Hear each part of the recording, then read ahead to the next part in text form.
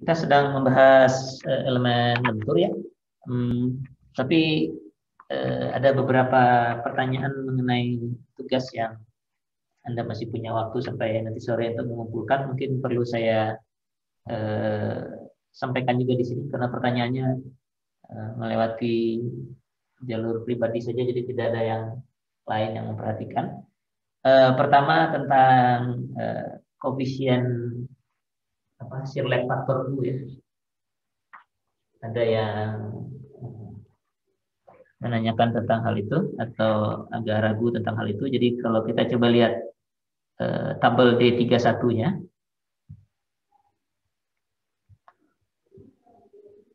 Tabel D31 itu yang ini.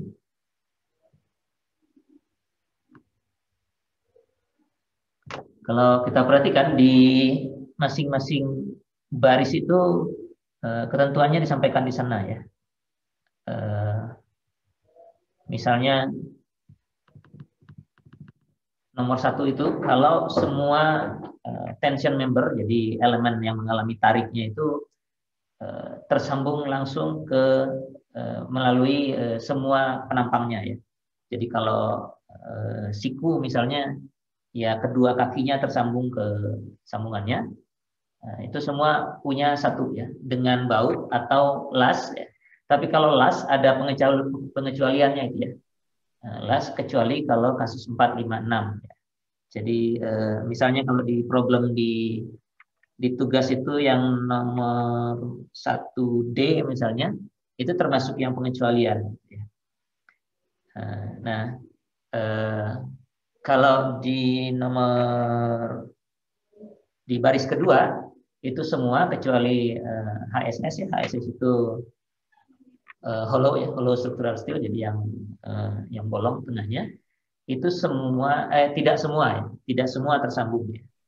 Untuk tidak semua tersambung itu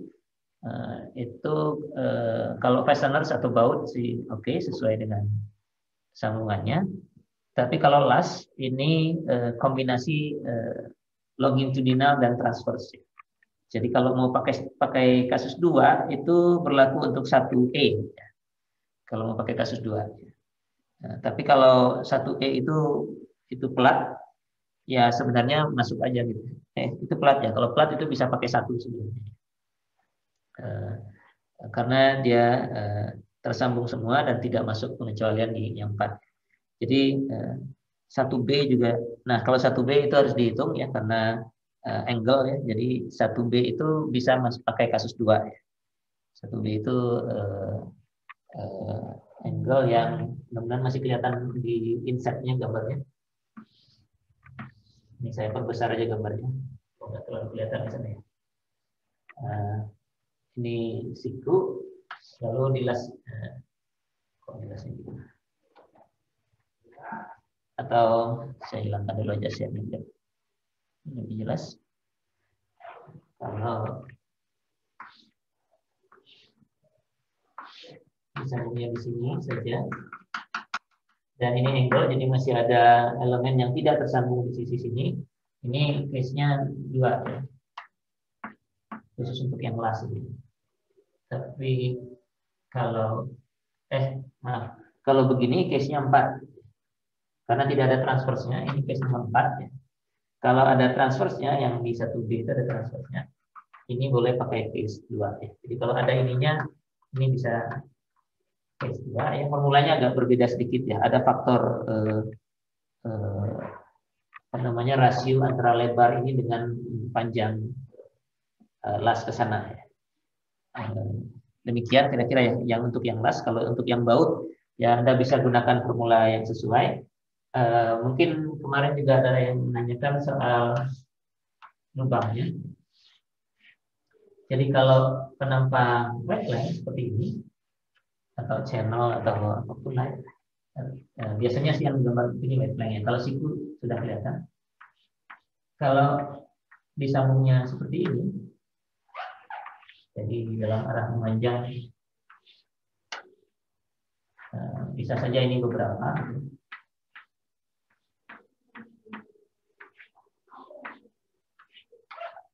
Jadi dalam satu barisnya bisa ada beberapa baut. Tapi di satu penampang, kalau saya potong penampang yang begini, satu penampang ditariknya ke sana ya. Ditarik ke sebelah sana, maka AM-nya itu adalah A gross dikurangi 1, 2, 3, 4 lubang ya. 4 kali diameter lubang kalikan tebalnya, kalau pakai ini tebal flange ya. Jadi dalam satu penampang yang mengurangi itu adalah lubang ini yang di bawah 2 dan di atas 2. Jadi jangan ngitungnya ke sebelah sana. Karena antara ini dengan ini itu penampangnya berbeda. Ada satu penampang di sini, di penampang lain lagi, di penampang lain lagi. Jadi hati-hati menghitung penampang, yang dihitung seperti ini. Ya kalau sambungannya di web juga sama. Kalau sambungannya di web, misalnya di sini ada 3 sambungan, sementara ke arah sananya juga ada beberapa.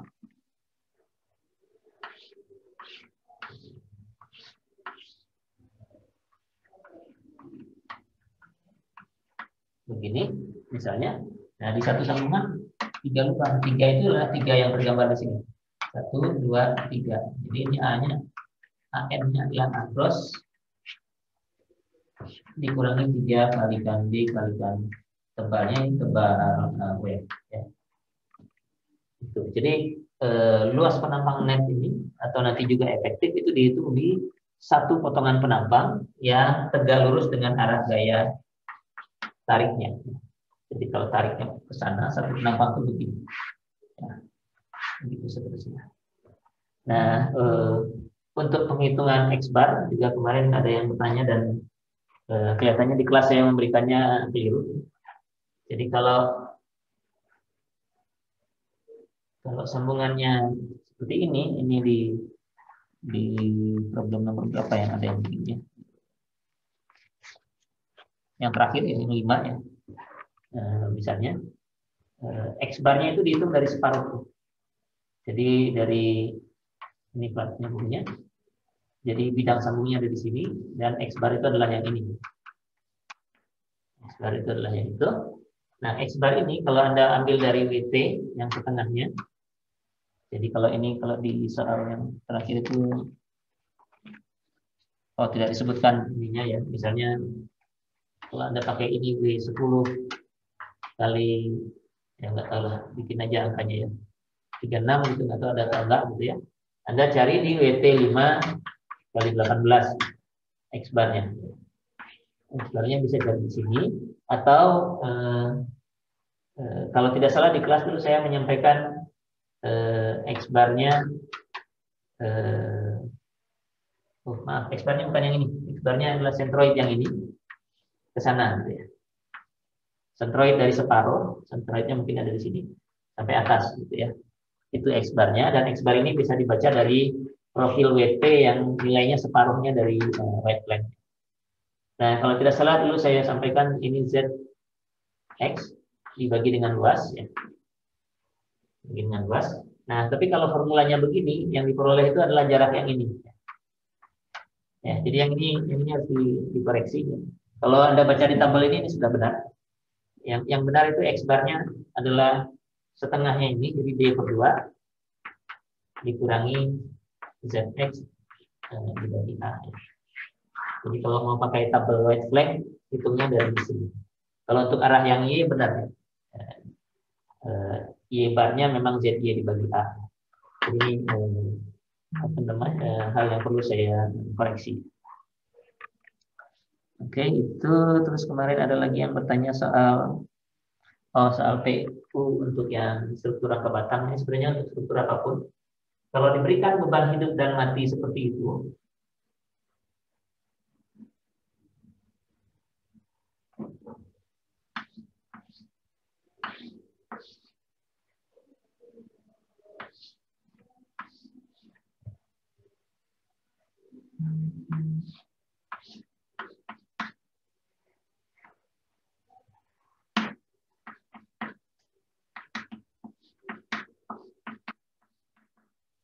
di sini ada PD dan PL, di sini ada PD dan PL, di sini ada PD dan PL. Ini kebetulan semua sama nilainya. maka bebannya ini Anda ganti saja jadi PU dengan kombinasi pembebanan. Ini kalau kayak begini kelihatannya 1,2 D tambah 1,6 L ya. 1,2 D PD tambah 1,6 L. Ini juga demikian, ganti jadi PU. Ini ganti jadi PU. Maka kalau bebannya sudah seperti ini, gaya-gaya dalamnya sudah jadi ultimate juga ya. Jadi kalau gaya batangnya yang diminta itu CD ya. CD itu yang CD, yang batang ini. Nah, kalau dengan beban seperti ini kita hitung, lalu ada dapatkan gaya batang di sini. Potongannya gimana? Di ini. Gitu ya. Ini reaksinya dan ini gaya batangnya. Gaya batang CD yang ini sudah MCD yang ultimate juga. Tidak perlu dikalikan faktor apapun lagi. Ini sudah ultimate. Karena bebannya memang sudah ultimate. Ini sama saja dengan kalau kita dibalok. Kalau ada beban di contoh minggu lalu kan ada beban yang berupa beban mati dan beban hidup seperti ini. Nah, beban mati merata, beban hidup merata ini kita jadikan jadi U. Demikian. Nah, kalau ini kita hitung diagram momennya, M-nya sudah jadi MU sendiri dengan sendirinya karena beban meratanya sudah mengikuti kombinasi pembebanan yang ada. Di sini juga begitu. Ada beberapa tidak ada masalah, Anda kombinasikan saja. Misalnya PD dan PL-nya di setiap titik berbeda juga nggak apa-apa. Anda kombinasikan aja di titik-titik. Jadi 1,2 PD1 tambah 1,6 PL1 misalnya. Sedangkan di sini 1,2 PD2 ditambah 1,6 PL yang kedua. Ya nggak apa-apa kalau memang nilainya seperti itu diperhitungkan saja. Jadi dijadikan kombinasi ultimate saja dulu bebannya, maka gaya-gaya dalamnya sudah mengikuti yang ultimate ini. Itu sejumlah pertanyaan yang saya ingat yang menurut saya perlu disampaikan. Ya, yang lain rasanya sudah tercover semua. Kalau ada yang masih mau ditanyakan boleh disampaikan. Kalau enggak, kita kembali ke materi lentur. Saya mau bertanya lagi, Pak. Apakah masih boleh? Ya, silakan. Yang ini nomor 4, yang double angle. Kalau kita mau hitung kegagalan block shear-nya itu ke double angle-nya itu gimana? Apakah bisa kita misalkan ngitung AGV, ANV sama AND-nya tuh single angle dulu terus ntar kita kalikan 2 saja atau ada cara? Anda lihat gagalnya itu gasetnya diberikan kita. Gasetnya tapi nggak diberikan tebalnya. Diberikan tebal gasetnya. Enggak kok, ada di mana? Oh, ada di soalnya ya, setengah inch. Ya, kalau gitu bisa, tapi panjang lain-lainnya nggak ada ya. Ini kurang detail untuk menghitung kegagalan block shear. Kayaknya nggak akan cukup, nggak bisa gitu. Yang bisa dicek block shear-nya itu yang 2, itu jelas karena memang diminta. Yang 4 nggak bisa karena jarak ke tepinya nggak ada. Kalau ininya saja, kalau 2 itu nggak, rasanya sebentar, coba kita buat ya. Ini batangnya demikian. Ini siku tapi ada 2 gitu. Jadi di depannya ada gasetnya gitu mestinya. Ini tebalnya ada setengah inch ya. Tebalnya setengah inch diberikan. Begitu, ini ada 3 lubang. Nah, kalau cuma 1, yang ini bisa robek nih ya. Bagian ini dari sikunya ya. Tapi kalau 2 ya harus dua-duanya yang lepas ya. Jadi harus Anda kalikan 2 dengan yang di belakang sana. Ya bisa sih kalau ini. Tapi kalau Anda, ini tebalnya berapa ini? Ini tebalnya 3/8 ya. Ini tebalnya 3/8. Angle ini kakinya 3/8. Jadi berdua dengan sebelah itu tebalnya seperti 3/4 gitu ya. Jauh lebih tebal daripada gasetnya. ini yang lebih mungkin copot itu sebenarnya gasetnya, tapi informasinya nggak ada, jadi kita nggak bisa periksa. Jadi mungkin saja ini nanti ini dan gasetnya sana yang di belakang sana kepotong semua sejak dari sini, gitu sampai sini, sehingga kecabut bersama dengan dua angle itu. Cuma dimensi gasetnya yang ini nggak diberikan kan ya, jadi kita nggak tahu berapa jaraknya, sehingga nggak perlu dihitung. Jadi nggak usah dihitung juga nggak apa-apa ya sebenarnya, nggak diminta. Jadi hanya yang nomor 2 yang perlu memeriksa kegagalan block shear, baik pada pelatnya. Nomor 2 itu pelatnya. Nomor 2 itu ya pelatnya ataupun pada gasetnya. Ya gitu. Kalau mau ngitung ini juga ya nggak apa-apa, tapi kemungkinan besar ini pasti nggak apa-apa, karena double dengan sebelahnya. Jadi memang 2 kalinya. Kalau tadi pertanyaannya hanya 2 kalinya, ya 2 kalinya untuk yang angle-nya. Tapi untuk yang gasetnya belum bisa dihitung karena nggak ada informasi. Oke, terima kasih Pak. Ya, enggak. Silakan kalau masih ada yang lain, kalau enggak saya hapus dulu terus kita lanjutkan. Saya ingin bertanya Pak. Ya, silakan. Saya masih kembali pada nomor 4 Pak. Untuk memeriksa kekuatannya, apakah jika double angle kita menghitungnya dengan single angle dulu, nanti setelah menghitung P-nya baru dikali 2, atau bagaimana ya Pak? Oh, PN-nya ya boleh begitu, atau luasnya aja yang dihitung 2 kalinya. Terserah. PN itu kan apa? Kalau untuk Y, PN-nya FY kali AG, ini sudah 2 kali 2 AG, ya ininya nggak usah 2 kali gitu ya. Atau ini 1, ininya yang 2 kalikan juga boleh, sama aja. Efektif juga gitu kan, bolongnya sama nih kan, koefisiennya mestinya sama. Jadi PN yang sama dengan AE kali FU, Anda bisa men-2 kalikan di sini atau dihitung dulu semua terus 2 kalikan di PN. Ya, tapi salah satu ya, jangan dua-duanya. Gitu. Nah, yang perlu diperhatikan itu sebenarnya adalah, tapi sebenarnya ini kan sudah terpasang, ini bukan desain. Desain ya? Sebentar, ini desain? Enggak, bukan desain kan? Kalau desain, kita perlu mengikuti angka kelangsingan yang kurang atau sama dengan 300 ya untuk batang tarik. Nah, kalau untuk double angle begini, ini harus dihitung untuk 1 batang tarik saja. 1 batang. 1 profil ya. Ya ini kebetulan nggak desain, cuman karena ingat saya sampaikan aja. 1 profil saja. Kecuali dia disambungnya menerus, tapi nggak pernah angle itu disambungnya menerus. Jadi misalnya dia berdua dengan belakangnya sana, dilihatnya dari depan. Dari depan begini. Nah, kecuali gasetnya ini terpasang terus di sepanjang mereka berdua ya. Jadi ini penuh dengan lubang mengikat antara angle yang satu dengan yang belakangnya. Nah, kalau kayak gitu lambdanya bisa dihitung dari 2 profil. Tapi umumnya tidak begitu ya. Jadi kelangsingannya dihitung dari 1 profil saja.